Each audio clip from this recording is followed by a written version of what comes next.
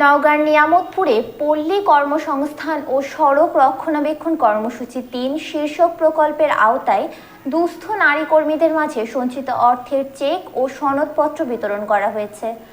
আজ সোমবার সকাল ১১টায় উপজেলা পরিষদ সভাকক্ষে স্থানীয় সরকার প্রকৌশল অধিদপ্তরের পক্ষ থেকে চেক ও সনদপত্র হস্তান্তর করা হয়। উপজেলা প্রকৌশল অধিদপ্তর সূত্রে জানা গেছে, পল্লী কর্মসংস্থান ও সড়ক রক্ষণাবেক্ষণ কর্মসূচি ৩ 2020 শুরু হয়ে 2024 সালের জুলাইয়ে শেষ হয়।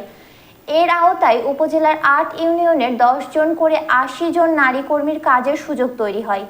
নারী কর্মীদের সঞ্চিত অর্থের পরিমাণ ৯১,৮২,৩৭৩ টাকা।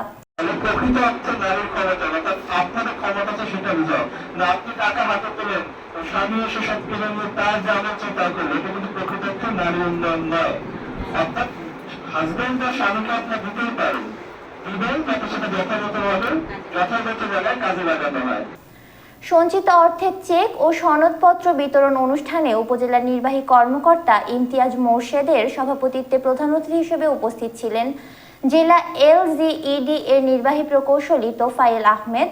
এ সময় আরও উপস্থিত ছিলেন উপজেলা LGED প্রকৌশলী জাহিদুল ইসলাম, উপসহকারী প্রকৌশলী সাহাদাত হোসেন, কামরুজ্জামান, কমিউনিটি অর্গানাইজার রায়হান কবির রিপন প্রমুখ।